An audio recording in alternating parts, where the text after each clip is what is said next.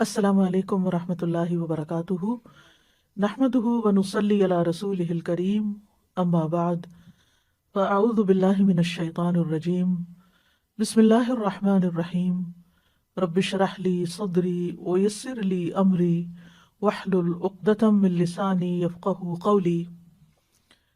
ہمارا آج کا موضوع ہے دن بھر کرنے کے کام۔ ہماری زندگی کا ہر دن نہایت اہم دن ہے، جو ہمیں زندگی میں ایک ہی بار ملتا ہے۔ جو دن گزر جاتا ہے وہ قیامت تک ہمیں واپس نہیں ملے گا، اس لیے ہمیں اپنے ہر دن کو سوچ سمجھ کر گزارنا چاہیے، اس سے بھرپور فائدہ اٹھانا چاہیے۔ ہر دن یادگار دن ہو، ہر دن ایسا دن ہو کہ جس کے بارے میں جب ہم قیامت کے دن اپنے اعمال نامے کو دیکھیں گے تو اس وقت ہم خوش ہو جائیں۔ ہماری زندگی ایک ایک دن سے مل کر بنتی ہے، دنوں سے مل کر ہفتے بنتے ہیں، ہفتوں سے مل کر مہینے، اور پھر سال، اور پھر سالوں پر محیط زندگی، جو کہ آخرت کے مقابلے میں بہت ہی تھوڑی ہے، بہت ہی چھوٹی ہے۔ اور دراصل یہ زندگی ہماری آخرت کی کھیتی ہے۔ یہاں ہم جو کچھ بوئیں گے، جو کچھ اگائیں گے، وہی کل کو پائیں گے۔ اس لیے بھی نہایت ضروری ہے کہ ہم اچھی اچھی چیزیں یہاں، اچھے اچھے اعمال ایسے کریں کہ کل جب ہم قیامت کے دن جائیں تو واقعی اپنی کھیتی کو دیکھ کر خوش ہو جائیں۔ سورۃ الحج میں اللہ تعالیٰ فرماتے ہیں، اور اس سے ایمان بھی بڑھتا ہے، اپنے دلوں کو ایمان سے سجائیں۔ وَلَٰكِنَّ اللَّهَ حَبَّبَ إِلَيْكُمُ الْإِيمَانَ وَزَيَّنَهُ فِي قُلُوبِكُمْ۔ اپنے آپ کو دیکھا کریں کہ کیا میرے دل میں ایمان کا حسن ہے، خوبصورتی ہے۔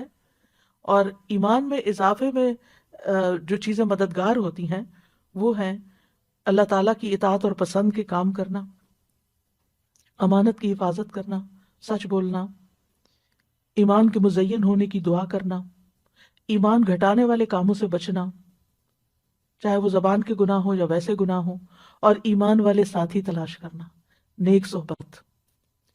یعنی اب کووڈ کے دنوں میں آپ لوگوں سے ملنے کے لیے نہیں جا سکتے، لیکن آپ کال کر سکتے ہیں، آپ بات کر سکتے ہیں، لیکن ان لوگوں سے بات کرنے سے پرہیز کیجیے جو صرف غیبت سنانے والے ہوں، یا آپ کو صرف منفی باتیں کر کے آپ کو پریشان کرنے والے ہوں۔ ان کو کسی کام لگا دیجیے تاکہ وہ آپ یعنی آپ کو نشانہ نہ بنائے، آپ کو ڈسٹ بن نہ بنائے کہ وہ صرف آپ اپنے مسائل ہر وقت آپ کے سر پہ ڈالتے رہیں اور آپ ان کی وجہ سے پریشان رہیں، چاہے وہ آپ کے رشتہ داروں میں سے ہوں، چاہے وہ آپ کی اولاد میں سے ہوں، چاہے آپ کے والدین میں سے ہوں، چاہے آپ کے بہن بھائیوں میں سے ہوں، کیونکہ یہی قریبی رشتے ہوتے ہیں جو بعض اوقات ہمارے لیے آزمائش بن جاتے ہیں۔ اور ان کی زندگی میں مسائل ہوتے ہیں، وہ جب بات کرتے ہیں وہ کسی نہ کسی کی شکایت کرتے ہیں، کسی نہ کسی کی غیبت کرتے ہیں، کوئی شوہر کی کر رہا ہے اور کوئی بچوں کی کر رہا ہے اور کوئی بہن بھائیوں کی کر رہا ہے اور کوئی کسی رشتہ دار کی، کوئی نیبر کی۔ تو اس چیز سے آپ نے پوری طرح بچنا ہے۔ آپ ان کو کسی ایسے کام لگا سکتے ہیں، علم سیکھنے سکھانے کے کام میں، کسی ویلفیئر کے کام میں، کسی کی خدمت کے کام میں، کہ جس سے ان کی زندگی میں خوشی آئے اور دھیان بٹے، اور وہ ہر وقت آپ کو اس قسم کی باتیں نہ کریں۔ اور اگر وہ نہیں باز آتے تو ان کو آپ اچھی طریقے سے سمجھا بھی سکتے ہیں کہ یہ کام آپ کے اور میرے دونوں کے ایمان کے لیے بھی درست نہیں اور ہماری آخرت کے لیے بھی درست نہیں۔ ایک دفعہ شاید ان کو یہ بات کڑوی لگے، لیکن یہ ہے کہ آئندہ کے لیے وہ سنبھل جائیں گے۔ پھر اسی طرح یہ ہے کہ قلبی طہارت کے ساتھ ساتھ اپنی جسمانی طہارت کا بھی روزانہ اہتمام کریں۔ اپنے جسم، ناخن، بدن، ان تمام چیزوں کے بارے میں فکر مند رہیں۔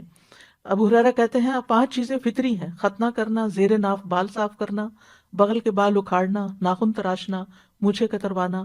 اور خواتین اپنے اعتبار سے جو بھی صفائی کے طور طریقے ہیں جو انہوں نے اختیار کرنے ہیں ان کا بھی دن مقرر کر لیں۔ مثلاً اگر آپ نے ہر فرائیڈے مقرر کر رکھا ہے یا ہر سنڈے مقرر کر رکھا ہے، اگر آپ اپنی پرسنل ہائیجین کے لیے ٹائم فکس کر لیں گے تو انشاءاللہ آپ کو مشکل نہیں ہوگی۔ لیکن باقی ڈیلی نمازوں میں وضو کرتے ہوئے اچھی طرح اپنے آپ کو صاف کریں، ساتھ مسواک کریں۔ رسول اللہ صلی اللہ علیہ وسلم جب دن یا رات میں جب بھی سو کے اٹھتے تو وضو سے پہلے مسواک کیا کرتے تھے۔ آپ فرماتے ہیں اگر مجھے یہ ڈرنا ہوتا کہ میں مومنوں پر مشقت ڈال دوں گا تو میں انہیں ہر نماز کے وقت مسواک کا حکم دیتا۔ تو آپ اپنے وضو کی جگہ پر مسواک رکھ دیجئے۔ اگر مسواک کرنا آپ کو مشکل لگتا ہے ہر وقت تو ایک دفعہ دن میں کم از کم پراپر مسواک کریں، اور باقی اوقات میں ٹوتھ برش کے ساتھ بھی آپ اپنے دانتوں کو ہلکا پھلکا پھیر کے یہ کام کر سکتے ہیں۔ حضرت سمرہ سے مرفوعاً روایت ہے، یعنی رسول اللہ صلی اللہ علیہ وسلم نے فرمایا اپنے منہ کو مسواک کے ساتھ پاک رکھو کیونکہ یہ قرآن کا راستہ ہے۔ تو اپنے منہ کی صفائی اور اپنی زبان کی صفائی اور اپنے گلے کی صفائی، ان چیزوں کا بھی خاص خیال رکھیں۔ اور پھر وضو کے بعد دعا پڑھنا نہ بھولیں۔ یہ اپنے ڈیلی کے کاموں میں اگر آپ کو یاد نہیں رہتا تو کہیں لکھ کے لگا لیں۔ رسول اللہ صلی اللہ علیہ وسلم نے فرمایا جو وضو کرے اور اچھی طرح وضو کرے پھر یوں کہے اشہد ان لا الہ الا اللہ وحدہ لا شریک لہ واشہد ان محمدا عبدہ ورسولہ اللہم اجعلنی من التوابین واجعلنی من المتطہرین، اس کے لیے جنت کے 8 دروازے کھول دیے جائیں گے، وہ ان میں سے جس میں سے چاہے داخل ہو جائے۔ سبحان اللہ، کتنی مختصر سی دعا ہے لیکن کتنا بڑا اجر ہے، اس لیے اس کو نہ بھولیں۔ پھر اسی طرح یہ ہے کہ وضو کے بعد اگر آپ اذان سن رہے ہیں تو اذان کا جواب دینا نہ بھولیں۔ رسول اللہ صلی اللہ علیہ وسلم نے فرمایا جو شخص اذان سن کر یہ کہے یعنی اللہم رب هذه الدعوة التامة والصلاة القائمة آت محمدا الوسیلة والفضیلة وبعث مقاما محمودا الذی وعدته، تو یہ قیامت کے دن نبی صلی اللہ علیہ وسلم کی اس کے لیے شفاعت جائز ہو جائے گی، لازم ہو جائے گی۔ حلت لہو شفاعتی یوم القیامہ، یعنی جو اذان کے بعد کی دعا پڑھے گا نبی صلی اللہ علیہ وسلم کی شفاعت پائے گا۔ اور اسی طرح وہ دعا کی قبولیت کا وقت ہوتا ہے، اس وقت کے لیے دعا سوچ رکھے کہ میں نے کیا دعا مانگنی۔ ایک نماز سے دوسری نماز کے بیچ میں جو چیز آپ کو بودر کرے، پریشان کرے، نیکسٹ اذان سے پہلے سوچ رکھیں کہ میں نے اذان کے بعد بھی یہ دعا خاص مانگنی، لیکن اس کے بیچ میں بھی آپ مانگ سکتے ہیں، اس منع نہیں ہے۔ پھر اسی طرح یہ ہے کہ اپنی جسمانی صحت کا خیال رکھنے کے لیے صرف کھانا پینا ہی کافی نہیں ہے بلکہ ورزش بھی ضروری ہے۔ آپ بریدنگ ایکسرسائز کریں، آپ اسٹریچز کریں، آپ واک کریں، اور اس میں 7 اذکار شامل کر لیں، یعنی اس ٹائم پر انسان اپنے اذکار مقرر کر لیں، جیسے تسبیحات ہیں، درود شریف ہے، استغفار ہے۔ واک کرتے وقت یہ سب پڑھنا بہت آسان بھی ہوتا ہے اور واک بھی بورنگ نہیں ہوتی، وہ آسان ہو جاتی ہے۔ اور پھر اگر ایک وقت میں آپ کو زیادہ ٹائم نہیں ملتا واک کرنے کا، 2 منٹ کر لیجئے، 5 منٹ کر لیجئے، ایک تسبیح کی دیر میں کر لیجئے۔ دن میں کئی دفعہ 5 منٹ بھی اگر آپ کریں گے تو انشاءاللہ اس سے آپ کا جسم مضبوط رہے گا۔ اور پھر یہ کہ جسمانی مضبوطی کے ساتھ ساتھ اپنی جذباتی صحت کا بھی ضرور خیال رکھیں، اور جذباتی صحت کے لیے ضروری ہے کہ اللہ پر توکل ہو، اللہ سے محبت ہو، اللہ سبحانہ وتعالیٰ کے ساتھ ایک تعلق ہو، دل ہی دل میں اللہ کو پکاریں، اس کو یاد کریں اور اس سے محبت پر خوش ہو جائیں۔ یعنی محبت جو ہے وہ انسان کو خوشی بخشتی ہے، تو جس شخص کی زندگی میں رب کی محبت آ جائے اس سے زیادہ خوش قسمت کوئی نہیں، اور اسی کو اپنا وکیل سمجھیں، اسی پر بھروسہ کریں، اسی سے دعائیں مانگیں، اسی سے لو لگائیں، اسی سے اپنے سارے شکوے شکایتیں کریں، اسی کو اپنے ساری مشکلات بتائیں اور اسی سے حل مانگیں۔ رب المشرق والمغرب لا الہ الا ہو فاتخذہ وکیلا، یہ سورۃ المزمل کی آیت ہے۔ شروع میں نبی صلی اللہ علیہ وسلم نے جب تبلیغ کا کام شروع کیا تو کیسی مشکلات پیش آئیں، لیکن آپ کو کیا بتایا گیا کہ اللہ رب العزت ہی کو اپنا وکیل بنائیں، اسی کو کارساز سمجھیں، اور اگر کہیں خوف خطرہ محسوس ہو تو اپنے آپ کو اپنے رب کی پناہ میں دیں۔ سورۃ غافر میں آتا ہے وقال موسیٰ انی عذت بربی وربکم انی عذت بربی وربکم من کل متکبر لا یؤمن بیوم الحساب۔ موسیٰ علیہ السلام کو جب فرعونیوں کا خوف ہوا تو انہوں نے کہا بے شک میں نے اپنے رب اور تمہارے رب کی پناہ لے لی، ہر اس متکبر سے جو یوم حساب پر ایمان نہیں رکھتا۔ تو جو چیز آپ کو کسی انسان کی طرف سے کوئی خوف محسوس ہو، کہیں پریشانی محسوس ہو، تو فوراً اس آیت کو پڑھ کر بلند آواز میں اپنے آپ کو تسلی دیں۔ حقیقت یہ ہے کہ قرآن مجید کے ساتھ اگر آپ کا تعلق مضبوط ہو تو آپ کو روزانہ کے مسائل کا حل اس میں ملتا ہی چلا جائے گا، اور حالات جس طرح کے بھی ہوں اللہ کی رحمت سے پر امید رہیں۔ اور اللہ کی رحمت کس کے قریب ہوتی ہے؟ محسنین کے۔ ان رحمت اللہ قریب من المحسنین۔ چاہے آپ طوفانوں کی زد میں ہو پھر بھی اللہ کی طرف رجوع کریں۔ موسیٰ علیہ السلام کی قوم آگے سمندر تھا اور پیچھے فرعون تھا، پریشان ہو گئی تو موسیٰ علیہ السلام نے کہا قال کلا ان معی ربی سیہدینی، ہرگز نہیں، پریشانی کی بات ہی نہیں، بے شک میرے ساتھ میرا رب ہے، وہ ضرور مجھے راستہ بتائے گا۔ اسی طرح کام کاج کے دوران غور و فکر جاری رکھیں، ذکر جاری رکھیں، اللہ سے دل دل میں باتیں کرتے رہیں، دعائیں کرتے رہیں۔ عقل مند لوگ قرآن مجید میں ان کو بتایا گیا الذین یذکرون اللہ قیاما وقعودا وعلی جنوبہم ویتفکرون فی خلق السماوات والارض ربنا ما خلقت هذا باطلا سبحانک فقنا عذاب النار۔ کون ہے عقل مند لوگ؟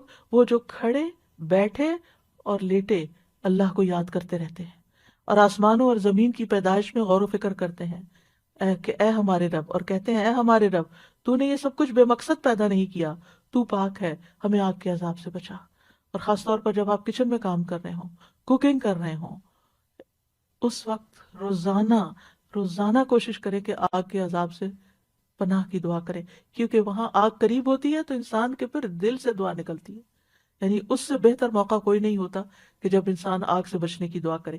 تو کہنے کا مطلب یہ ہے کہ ذکر صرف مصلے پر نہیں ہوتا، ذکر چلتے پھرتے اٹھتے بیٹھتے کام کاج کرتے آپ کی زبان اللہ کے ذکر سے تر رہے، اور کیونکہ اللہ کا ذکر جو ہے کثرت سے کرنا کامیابی کا باعث ہے۔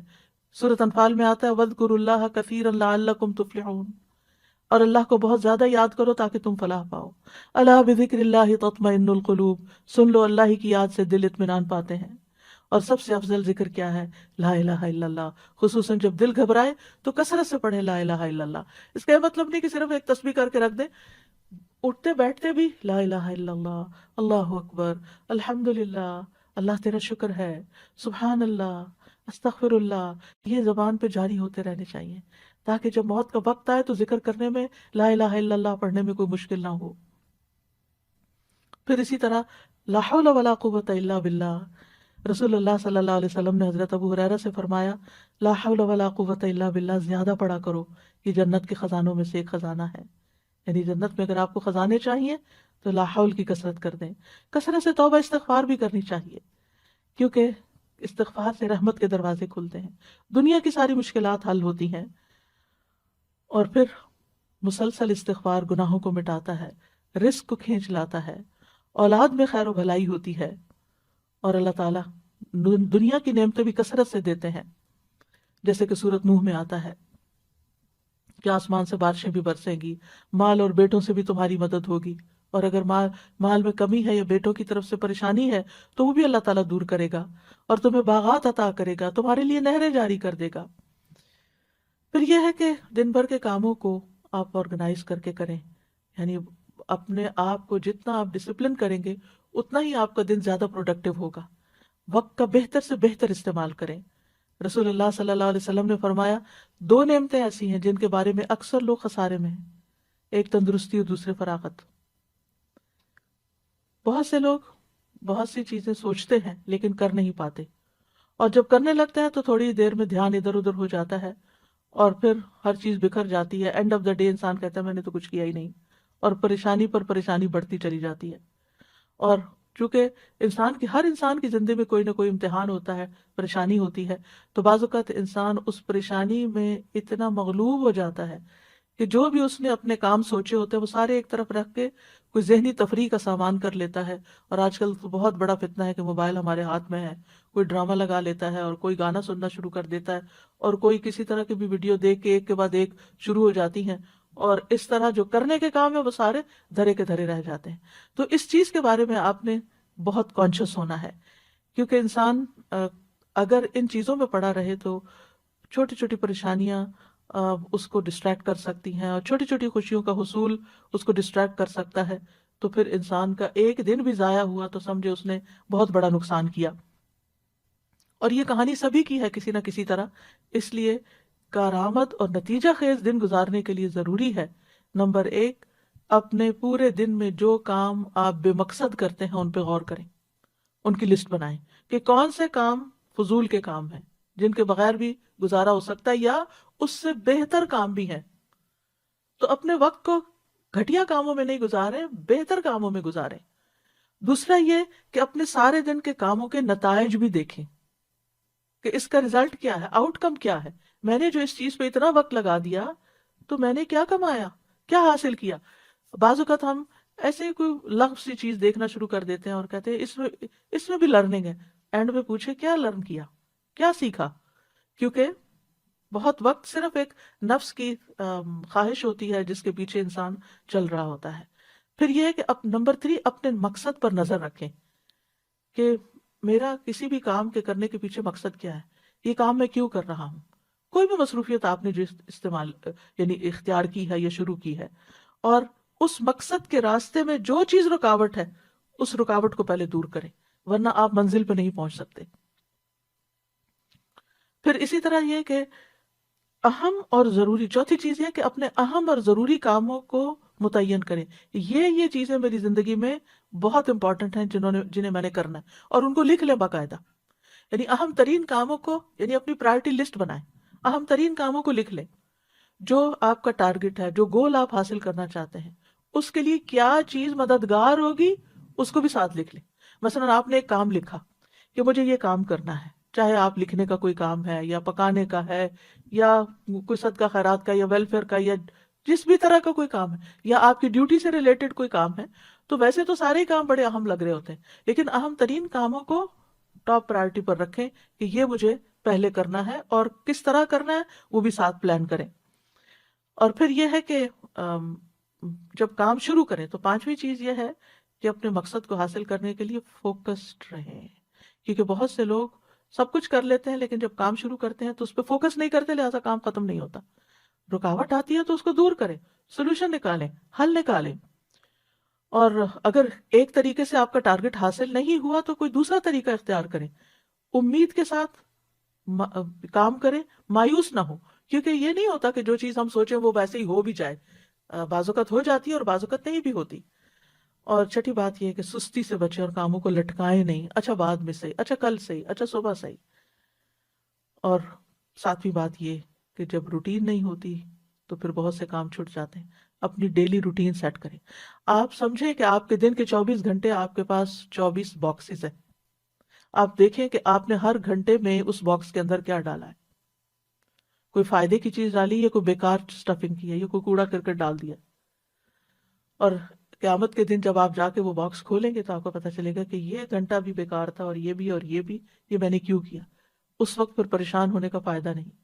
تو اگر آپ امیجنری باکسز بھی بنا لیں یا آپ اپنے کسی کاغذ کو لے کے اس پہ 24 خانے ڈال کے اپنا ٹائم ٹیبل بنائیں اور ٹائم لکھ لیں، جس ٹائم سے آپ شروع کریں گے وہیں پہ جا کے ختم ہوگا.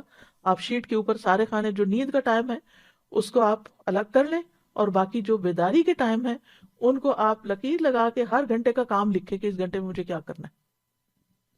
اگر آپ وہ لکھ لیں گے تو پھر کوشش کریں کہ اس گھنٹے میں وہی کام کریں، کوئی اور نہ کریں، الا یہ کہ کوئی بہت بڑی ایمرجنسی ہو تو پھر اس کام کو کسی اور کام کے ساتھ آپ ملا سکتے ہیں. تو جب تک آپ کی ڈیلی روٹین نہیں ہوگی، گھڑی کے ساتھ آپ نہیں چلیں گے تو آپ کا ڈے پروڈکٹیو نہیں ہوگا. بہت ضروری ہے کہ ہر چیز کے لیے وقت نکالا جائے، اپنی جسمانی ضروریات کے لیے بھی، روحانی ضروریات کے لیے بھی، ذہنی ضروریات کے لیے بھی، جذباتی ضروریات کے لیے بھی، دین کے کاموں کے لیے بھی. اور پھر اس کے لیے اپنے نفس سے جہاد کرنا ہوگا، کیونکہ ان النفس لامارۃ بالسوء، نفس تو انسان کو برائیوں پر بہت اکساتا ہے، اور نفس کے خلاف جہاد سب سے افضل جہاد ہے. نبی صلی اللہ علیہ وسلم نے فرمایا اللہ عز و جل کی ذات کی خاطر تیرا اپنے نفس اور خواہش سے جہاد کرنا افضل جہاد ہے. اور اس میں کبھی اپنی نیند کو قربان کرنا اور کبھی اپنی کسی پسندیدہ چیز کو قربان کرنا کہ نہیں اب اس چیز کا وقت نہیں. لٹرلی بہت دفعہ ایسا ہوتا ہے کہ جیسے پیاس بھی لگی ہوتی ہے یا بھوک بھی شدید لگی ہوتی ہے لیکن نہیں وقت ہوتا وہ کھانے کا، کھانے کے لیے وقت نہیں نکلتا کیونکہ اس سے زیادہ اہم کام کوئی اور ہوتا ہے. تو انسان یہ جو قربانی کرتا ہے اس وقت اپنے کھانے پینے کی یا اپنے آرام کی، یہی نفس کے ساتھ جہاد ہے کہ مجھے میری پرائرٹی یہ ہے اور یہ کام آج مجھے کرنا ہے اور یہ میرے ٹارگٹس ہیں، ان کو میں نے اچیو کرنا ہے. تو انشاءاللہ اللہ سبحانہ وتعالیٰ بہت آسانی کریں گے. اور کچھ چیزیں آپ پھر ملٹی ٹاسکنگ میں بھی لا سکتے ہیں، دو کام اکٹھے بھی کر سکتے ہیں تاکہ آپ کا وقت بچے. اور اگر آپ وقت میں برکت لانا چاہتے ہیں نا تو 5 نمازیں وقت کی پابندی کے ساتھ ادا کریں، کیونکہ ان الصلاۃ کانت علی المؤمنین کتابا موقوتا، بے شک نماز ایمان والوں پر ہمیشہ سے ایسا فرض ہے جس کا وقت مقرر کیا ہوا ہے. اور سب سے افضل عمل کیا ہے؟ نماز کو اس کے اول وقت پر ادا کرنا. نمازوں کے وقت کو ضائع کرنے والے کے لیے ہلاکت ہے. فویل للمصلین الذین هم عن صلاتهم ساہون. یہ کون لوگ ہیں؟ یہ وہ لوگ ہیں جو اپنے وقت کو ٹال کے نماز پڑھتے ہیں لیکن تاخیر سے پڑھتے ہیں، غیر ضروری کاموں میں زیادہ وقت لگا دیتے ہیں، نماز کی تاخیر کر دیتے ہیں اور پھر اس میں جلدی جلدی نماز پڑھ کے اٹھ جاتے ہیں، ایسی نماز کو منافق کی نماز کہا گیا۔ مصعب بن سعد سے روایت، انہوں نے کہا میں نے اپنے والد سے کہا اے ابا جان، آپ نے دیکھا اللہ تبارک و تعالیٰ کا یہ فرمان الذین هم عن صلاتهم ساہون، تو ہم میں سے کون ہے جو نماز میں نہیں بھولتا، جس کے دل میں خیال نہیں آتے؟ انہوں نے کہا اس کا یہ مطلب نہیں، اس آیت سے مراد وقت کا ضائع کرنا ہے کہ انسان فضول کاموں میں لگا رہے یہاں تک کہ وقت ضائع کر دے، یعنی نماز کا اصل وقت چلا جائے۔ اس لیے نماز اپنے وقت پر، ایسا نہ ہو کہ فجر کی نماز قضا ہو جائے اور ایسا نہ ہو کہ سوئے رہیں، کیونکہ نبی صلی اللہ علیہ وسلم نے اپنا ایک خواب بیان کرتے ہوئے فرمایا، آپ نے خواب میں دیکھا کہ ایک شخص تھا جس کا سر پتھر سے کچلا جا رہا تھا، وہ قرآن کا حافظ تھا مگر وہ اس سے غافل ہو گیا اور فرض نماز پڑھے بغیر سو جاتا تھا۔ اور پھر نماز لیٹ کرنا جو ہے نفاق کی علامت ہے۔ منافق سورج کو دیکھتا رہتا ہے، جب شیطان کے دو سینگوں کے درمیان وہ ہوتا ہے، یعنی غروب ہونے کے قریب ہوتا ہے، تو اٹھ کر چار ٹھونگے مارنے لگ جاتا ہے اور ان میں اللہ کا ذکر نہیں کرتا۔ یعنی کہ جو منافقوں کے بارے میں قرآن مجید میں آتا ہے وَلَا يَأْتُونَ إِلَى الصَّلَاةِ إِلَّا وَهُمْ كُسَالَىٰ، کہ وہ نماز سستی کے ساتھ پڑھتے ہیں، سستی کر کر کے پڑھتے ہیں، دیر سے پڑھتے ہیں، تھک کے، دنیا کے کاموں سے تھک کے پھر نماز پڑھتے ہیں اور اس میں کوئی خشوع و خضوع نہیں ہوتا۔ نماز جو ہے قبر میں بھی ساتھ ہوگی، حفاظت کرے گی، نماز بندے کی حفاظت کرے گی، لیکن کس کی نماز؟ وہ جو اپنی نمازوں کی حفاظت کرتا ہے۔ والذین هم علی صلاتہم یحافظون۔ بندے کو جب قبر میں رکھا جاتا ہے تو وہ اور لوگ رکھ کے قبر میں دفنا کے جاتے ہیں تو جانے والوں کے زمین پہ جو جوتوں کی آواز آتی ہے وہ بھی سنتا ہے۔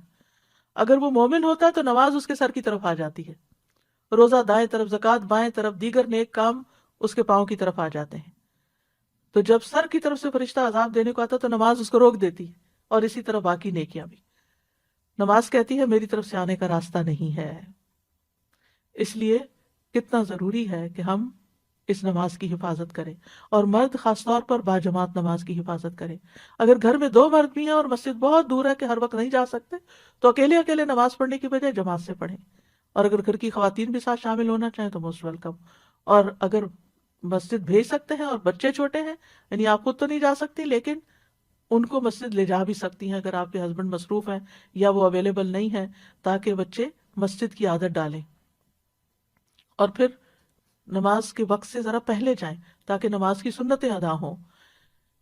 جو شخص دن میں 12 رکعتیں ادا کرے اس کے لیے جنت میں گھر بنا دیا جاتا ہے، 2 فجر سے پہلے، 4 ظہر سے پہلے، 2 ظہر کے بعد، 2 مغرب کے بعد اور 2 عشاء کے بعد، یہ 12 رکعتیں بنتی ہیں۔ اور آپ دیکھیے کہ اگر ہر روز آپ کے لیے جنت میں ایک محل تیار ہو رہا ہے، ایک محل تیار ہو رہا ہے، ایک محل تیار ہو رہا ہے، سوچیے آپ نے وہاں ہمیشہ رہنا ہے، ہمیشہ ہمیشہ، موت نہیں۔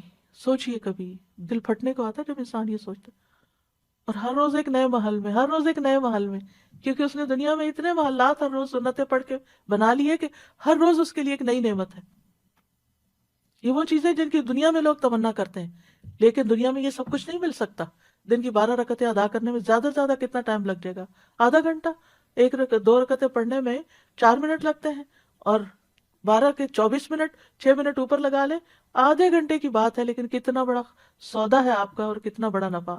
صرف 1 سال کے دوران جو سنت موقدہ پڑھتا ہے اور نہیں پڑھتا، اس کے درمیان 4320 رکعات کا فرق ہو جاتا ہے۔ 1 رکعت وتر پڑھنے اور نہ پڑھنے والے کے درمیان 365 رکعت کا فرق ہو جاتا ہے۔ چاشت کی 2 رکعتیں پڑھنے اور نہ پڑھنے والے کے درمیان 703 رکعتوں کا فرق ہو جاتا ہے۔ اور جو سنتوں کی پابندی کرتا ہے اور جو نہیں کرتا ان کے درمیان 5415 رکعتوں کا فرق ہو جاتا ہے، اور ہر رکعت میں 2 سجدے ہوتے ہیں۔ تو صرف 1 سال میں کتنے درجے کھو دیے انسان نے، صرف 1 سال میں۔ تو اگر 40 سال زندگی میں اس نے ہر روز اتنے سجدے ادا کیے تو قیامت کے دن کتنا اونچا مقام ہوگا۔ تو اس لیے اس کو نہ کھوئیں۔ شروع میں مشکل ہوگی، نفس پہ بھاری ہوگا، عادت نہیں نا تو مشکل پڑے گی، لیکن اگر آپ ایک دفعہ اللہ سے اچھی طرح دعا کریں اور بار بار کریں، ایک دفعہ نہیں، ایک دفعہ شروع کر لیں، کچھ ہی دنوں میں آپ کا دل ہی نہیں لگے گا اگر آپ نے سنت نہیں پڑھی ہوگی۔ اور پھر یہ کہ ہر چیز میں اللہ سبحانہ وتعالیٰ کی طرف رجوع کرے، کوئی بھی پریشانی ہو، کوئی بھی ضرورت ہو، فوراً فوراً اس کی طرف توجہ، کیونکہ جو روگردانی کرتا ہے اللہ سے تو اللہ سبحانہ وتعالیٰ اس کو، جیسے حدیث میں آتا ہے، حدیث قدسی میں اللہ تعالیٰ فرماتے ہیں، اے ابن آدم اپنے آپ کو میری عبادت کے لیے فارغ کر لو، میں تیرے دل کو غنا سے اور تیرے ہاتھ کو رزق سے بھر دوں گا، اور اے ابن آدم تو مجھ سے دور نہ ہو ورنہ میں تیرے دل کو فقر سے اور تیرے ہاتھ کو مصروفیت سے بھر دوں گا۔ دنیا میں اتنا مصروف کرے گا اللہ کہ پھر عبادت کے لیے وقت نہیں ملے گا، اور دنیا تو یہی رہ جائے گی، جتنا مرضی سجا بنا لے، جتنی مرضی بڑھا لے۔ اور پھر یہ کہ ہر کام عبادت سمجھتے ہوئے کریں، ہر کام، جیسے کھانا پکانا، واشنگ کرنا، یعنی لانڈری کرنا، گھر کی صفائی کرنا، برتن دھونا، یہ ساری کی ساری چیزیں عبادت ہے، کیونکہ آپ دوسروں کی خدمت کر رہے ہیں، اور اس میں کبھی بھی کسی پہ احسان نہ جتائیں، نہ اپنے بچوں پہ، نہ شوہر پہ، نہ کسی اور پہ۔ اور پھر یہ کہ نیکیوں میں سبقت لے جائیں، آگے بڑھیں، یعنی جو لوگ نیک کام میں جلدی کرتے ہیں، اولئک یسارعون فی الخیرات وہم لہا سابقون، جو لوگ نیک کاموں میں جلدی کرتے ہیں یہی ان میں آگے نکلنے والے ہیں۔ کوشش کریں کہ نیکی کے ہر کام میں حصہ ڈالیں۔ ابو ہریرہ کہتے ہیں رسول اللہ صلی اللہ علیہ وسلم نے فرمایا، آج تم میں، یعنی دن بھر کے کرنے کے کام ہے نا، اسی مناسبت سے یہ حدیث سنا رہی ہوں، آپ نے فرمایا آج تم میں سے کس نے روزے کی حالت میں صبح کی؟ ابو بکر رضی اللہ عنہ نے فرمایا میں نے، عرض کیا میں نے۔ آپ نے فرمایا آج تم میں سے کس نے مریض کی عادت کی؟ ابو بکر رضی اللہ عنہ نے کہا میں نے۔ آپ نے فرمایا تم میں سے کس نے جنازے میں شرکت کی؟ ابو بکر رضی اللہ عنہ نے کہا میں نے۔ آپ نے پوچھا کس نے مسکین کو کھانا کھلایا آج؟ حضرت ابو بکر نے کہا میں نے۔ مروان کہتے ہیں مجھے معلوم ہوا کہ اس پر نبی صلی اللہ علیہ وسلم نے فرمایا کہ جب کسی شخص میں ایک دن میں یہ ساری خصلتیں جمع ہو جائیں، یعنی یہ سارے کام وہ ایک دن میں کر لے، دن بھر کرنے کے کاموں میں اگر یہ موقع مل گئے اور اس نے کر لیے، وہ جنت میں ضرور داخل ہوگا۔ کتنی بڑی بات ہے! لیکن ہم بعض اوقات ہمیں پتہ بھی ہوتا ہے، اور پھر مردوں کے لیے خاص طور پہ جنازہ پڑھنا، تو اس میں ایک جنازے کا جو ثواب ہے 2 قرات کے برابر، کوئی قرات جو ہے وہ پہاڑ برابر ہوتا ہے۔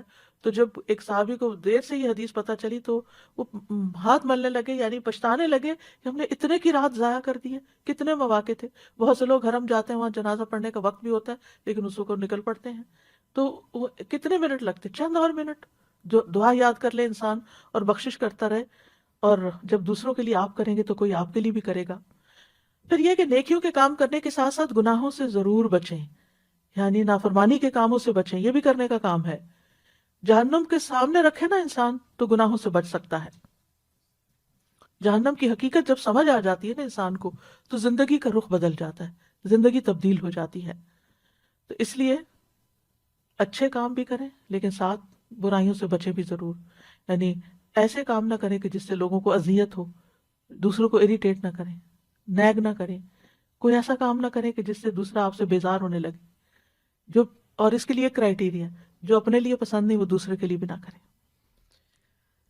پھر یہ ہے کہ اللہ کی محبت کی خاطر، اللہ کے چہرے کی خاطر یہ کام کیا کریں کہ لوگوں سے اچھے اخلاق سے پیش آئیں، کیونکہ میزان میں سب سے بھاری نیکی اچھا اخلاق ہوگا، اور اس میں سب سے پہلے اپنے والدین کو خوش کریں، ان کی پیشانی چومیں، ان کے چھوٹے چھوٹے کام کریں، ان کے ساتھ جو بھی نیکی کر سکتے ہیں زندگی میں کریں، اور اگر فوت ہو چکے ہیں تو ان کے لیے صدقہ خیرات کرتے رہیں، دعائیں کرتے رہیں، ان کی زندگی میں بھی اور مرنے کے بعد بھی۔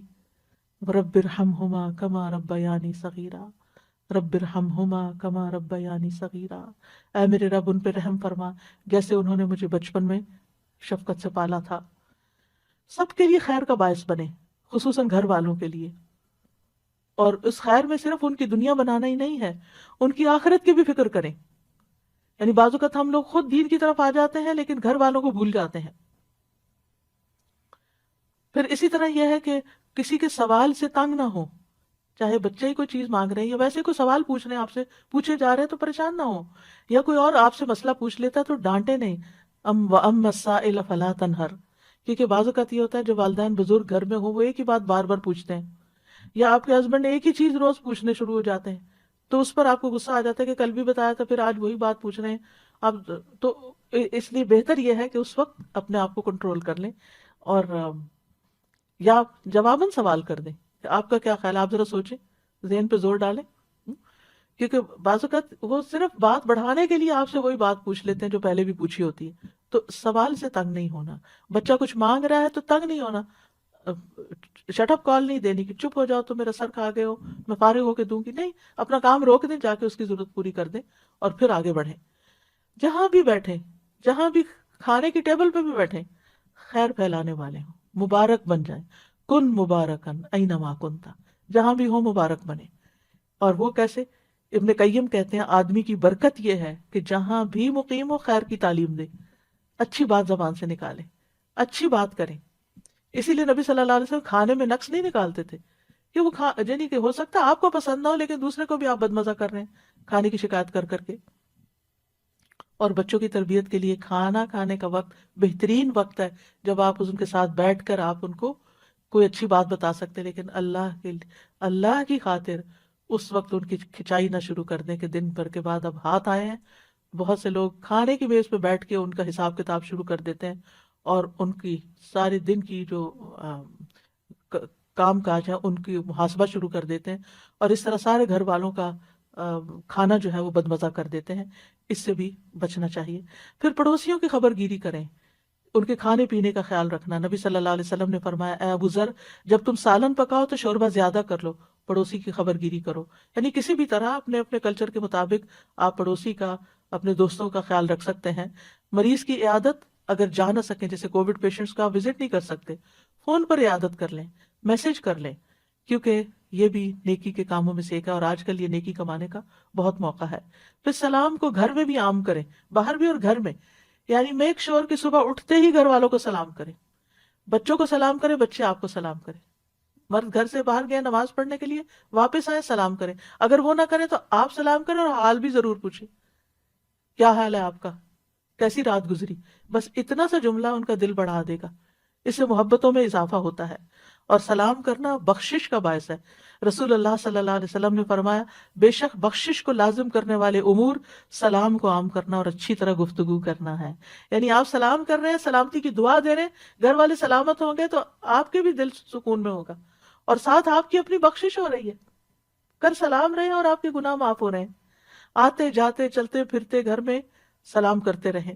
بچوں کو بھی خود سلام کریں کہ ان کو عادت ہو جائے. پھر گھر والوں کے کاموں میں ان کی مدد بھی کریں، اور یہ عورتوں مردوں دونوں کے لیے ہے، بڑوں کے لیے چھوٹوں کے لیے. حضرت عائشہ سے اسود نے پوچھا کہ نبی صلی اللہ علیہ وسلم اپنے گھر میں کیا کرتے تھے؟ انہوں نے کہا کہ نبی صلی اللہ علیہ وسلم اپنے گھر کا کام کاج کیا کرتے تھے اور ان کی خدمت کرتے تھے. جب نماز کا وقت ہوتا تو کام چھوڑ کر نماز کے لیے چلے جاتے. ایک اور روایت میں ہے کسی نے پوچھا کہ آپ گھر میں کیا کرتے تھے؟ کہا کہ وہ بھی انسانوں کی طرح انسان تھے، وہ اپنے کپڑوں کو صاف کرتے، بکری کا دودھ دو لیتے، اپنے کام خود کر لیتے تھے، یعنی نبی صلی اللہ علیہ وسلم. تو پھر بیٹوں کو بھی عادت ڈالنی چاہیے یا مردوں کو بھی کہ گھر والوں کے ساتھ تعاون کریں، اور اگر ان کے پاس وقت بالکل نہیں تو گھر والوں کی مدد کے لیے کچھ نہ کچھ انتظام کریں. نبی صلی اللہ علیہ وسلم نے فرمایا تم میں سے بہتر وہ ہے جو اپنے گھر والوں کے لیے بہتر ہو، اور تم سب کی نسبت میں اپنے گھر والوں کے لیے بہتر ہوں. اور اسی طرح گھر والوں پر خوش دلی سے خرچ کرنا چاہیے، خصوصاً مردوں کو جن کے اوپر نان نفقہ فرض ہے، سنت نفل نہیں ہے، فرض ہے. آدمی اپنی ذات پہ، اپنی بیوی بچوں پہ اور اپنے خادم پہ جو خرچ کرتا ہے وہ صدقہ ہوتا ہے. پھر اسی طرح یہ ہے کہ باہم گفتگو سے ماحول کو خوشگوار رکھیں، ہر وقت تلخ باتیں نہ کریں، ہر وقت گھر والوں کے استاد نہ بنے رہیں، ہر وقت انسٹرکشنز نہ دیتے رہیں، کسی غلطی پر بہت زیادہ سرزنش نہ کریں، تھوڑی سی بات سے احساس دلائیں، ورنہ آپ کی خاموشی بھی بہت بڑا سبق ہے. بات کرتے ہوئے یاد رکھیں کہ آپ کی ہر بات لکھی جا رہی ہے، فرشتے لکھ رہے ہیں، کرام کاتبین لکھ رہے ہیں. اور اگر آپ اپنی زبان کی حفاظت کریں گے تو نبی صلی اللہ علیہ وسلم نے اس کو خوشخبری دی ہے، فرمایا خوشخبری ہے اس کے لیے جس نے اپنی زبان پہ قابو پا لیا. قیل و قال چھوڑ دے، یعنی اس نے کہا اس کی بات اس کی بات. آج کل چونکہ کووڈ پھیلا ہوا ہے تو گھر میں بعض اوقات کوئی ویکسین کے خلاف بات شروع کر دیتا ہے، کوئی کسی بیماری کے بارے میں، تو اس پر اچھے سے توجہ دلانی چاہیے کہ یہ لوگوں کی باتیں ہیں، اس پر صحیح علم حاصل کرنے کی ضرورت ہے. اور پھر لایانی گفتگو سے بچیں. اچھا اور سنائیں کیا حال ہے، پھر تھوڑی دیر کے بعد اچھا اور سنائیں کیا حال ہے. یہ جملہ بول بول کے لوگوں سے بیکار کی باتیں نہ کروائیں۔ رسول اللہ صلی اللہ علیہ وسلم نے فرمایا انسان کے اسلام کی خوبی یہ ہے کہ وہ بے فائدہ چیزوں کو چھوڑ دے، اور بعض اوقات وہ بے فائدہ چیزیں اذیت والی بھی بن جاتی ہیں دوسرے کے لیے۔ بعض اوقات ہم دوسرے کی بات کاٹ دیتے ہیں تو اس سے دوسروں کو تکلیف پہنچتی ہے۔ پھر یہ کہ ان چھوٹے چھوٹے گناہوں کے ازالے کے لیے کثرت سے صدقہ کریں۔ قرآن مجید میں آتا ہے کہ مرتے وقت یا مرنے کے بعد میت کیا چاہے گی؟ رب لولا اخرتنی الی اجل قریب فاصدق، اے میرے رب تو نے مجھے قریبی مہلت کیوں نہ دی کہ میں صدقہ کرتا۔ اہل علم کہتے ہیں میت صدقے کا اس لیے کہتی ہے کیونکہ موت کے بعد وہ صدقہ کا بہت بڑا فائدہ دیکھتی ہے کہ صدقہ کرتا تو میرے لیے آج کتنی خوشیاں ہوتی ہیں۔ لہٰذا کثرت سے صدقہ کریں، اور خواتین کو تو خصوصاً نبی صلی اللہ علیہ وسلم نے صدقے کی تلقین کی، اور اس کے لیے کوئی ضروری نہیں ہوتا کہ آپ ہر روز کو مال کا بہت بڑا پورشن صدقہ کریں، تھوڑا تھوڑا بھی کرنا، پھر کبھی کوئی کھانے کی چیز کرنا، کبھی اگر کوئی لینے والا نہیں بھی ہے تو آپ کوائن باکس رکھیں گھر میں، ایسی جگہ پر اپنے روز کا صدقہ ڈالتے رہیں، اور پھر اکٹھا بھی آپ مسجد جائیں یا کہیں جائیں تو وہاں جمع کرا سکتے ہیں۔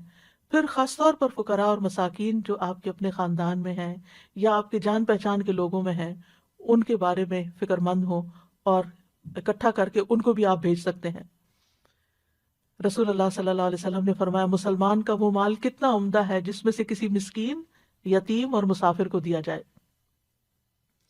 اور اسی طرح زائد ضرورت چیزیں جو ہیں گھر میں ان کو بھی نکالتے رہیں، ضرورت مندوں تک پہنچاتے رہیں، اور اس طرح دوسروں کے دل خوش کرتے رہیں۔ نبی صلی اللہ علیہ وسلم نے فرمایا مومن کو خوش کرنا، اس کا قرض ادا کرنا، اس کی ضرورت پوری کرنا، اس سے کسی مصیبت کو دور کرنا افضل اعمال میں سے ہے۔ یعنی کسی کا دل آپ خوش کر دیں گے تو آپ نے بہترین کام کیا۔ پھر اسی طرح بات بات پہ غصے سے بچیں، ناراض ہونے سے بچیں، ایٹیٹیوڈ دکھانے سے بچیں، قطع رحمی سے بچیں، چھوٹی چھوٹی باتوں پر بہت بڑا ری ایکشن ظاہر نہ کریں، دوسروں کو معاف کرنے والے بنیں۔ فاصفح الصفح الجمیل، صبر جمیل کے ساتھ ہی الصفح الجمیل آتا ہے۔ قرآن مجید میں آتا ہے ایمان والو تمہاری بیویوں اور بچوں میں سے، ازواج کا لفظ آتا ہے بیوی شوہر دونوں کے لیے ہو سکتا ہے، بعض تمہارے دشمن ہیں، سو ان سے ہوشیار رہو، اور اگر تم معاف کر دو اور درگزر کرو تو بے شک اللہ بھی بے حد بخشنے والا نہایت رحم والا ہے۔ لہذا بہت ضروری ہے کہ ہم گھر والوں کی غلطیاں معاف کر کے دل صاف کرتے رہیں۔ فرمایا تمہارے مال اور تمہاری اولاد تو محض ایک آزمائش ہے، اور جو اللہ کے پاس ہے وہ بہت بڑے اجر والا ہے، واللہ عندہ اجر عظیم، اور اللہ کے پاس بہت بڑا اجر ہے۔ کسی پر ظلم کرنے سے بچیں، مظلوم کی آہ سے بچیں، مظلوم کی بد دعا عرش تک جاتی ہے، چاہے وہ آپ کا بچہ ہی کیوں نہ ہو۔ دل کی سختی سے بچیں، کیونکہ محروم ہے وہ شخص جس کی نماز میں خشوع نہیں اور وہ روتا نہیں۔ کوشش کریں دن کی کسی نہ کسی نماز میں آپ کو رونا ضرور آئے۔ پھر اسی طرح برے خیالات اور بدگمانیوں سے بچیں، خود بھی سکون میں رہیں گے، دوسروں کے لیے بھی سکون کا باعث ہوں گے۔ بدگمانیوں کو دل میں جڑ نہ پکڑنے دیں۔ اسی طرح آپ غیبت سے بچ سکیں گے اور بہتان تراشی سے بچ سکیں گے۔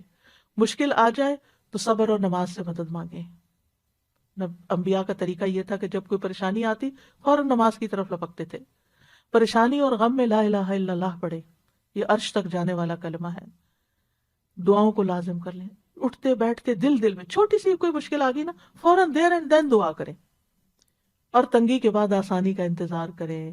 ان مع العسر یسرا فان مع العسر یسرا، کیونکہ صبر کے مدد جو ہے صبر کے ساتھ آتی ہے، تنگی کے ساتھ ہی کشادگی ہے، اور سختی کے ساتھ آسانی بھی ہے۔ اور پھر اس طرح دن میں ان چیزوں پر عمل کرتے ہوئے جب رات ہو تو آپ کا آخری کام اللہ کا ذکر ہو۔ سونے کے مسنون اذکار جو ہیں، یعنی سوتے وقت کے مسنون اذکار، ان کو پڑھنا نہ بھولیں۔ سورۃ ملک پڑھیں، سورۃ ملک عذاب قبر سے بچانے والی ہے۔ ہمیں نہیں پتا ہماری یہ رات آخری رات ہو، اور پھر انسان اپنے آپ کو اللہ کی حفاظت میں دے کر سوئے۔ اگر باوضو سو سکیں تو بہت اچھا ہے، کیونکہ جب بھی آپ کی آنکھ کھلے گی اور آپ سائڈ بھی بدلیں گے تو فرشتہ آپ کے لیے دعا کرتا رہے گا، جو اس کام پر مقرر ہو جائے گا آپ کے لیے کہ آپ کے لیے بخشش کی دعا کرے۔ تو ایک مومن کا دن پروڈکٹیو دن ہوتا ہے. میں نے باقی روزمرہ کی روٹین سے متعلق باتیں اس لیے نہیں کی کہ ہر ایک کے اپنے دنیا کے کام جو ہیں الگ الگ ہیں، لیکن جب آپ اپنے کاموں کا اور عبادات کا وقت مقرر کریں گے اور نیکی کے یہ کام کریں گے تو انشاءاللہ خیر ہی خیر ہوگی.